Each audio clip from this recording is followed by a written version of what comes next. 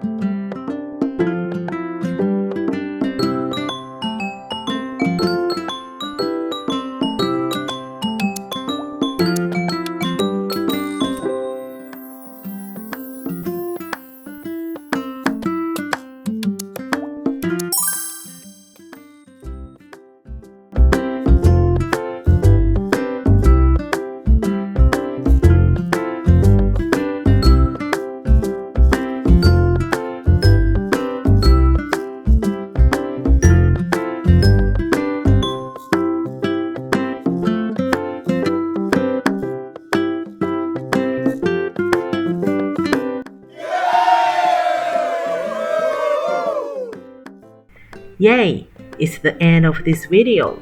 Do you enjoy it? I hope after this video, you'll have an idea about the Chinese radicals, grass. I'll provide you more characters in my next video, and they are all related.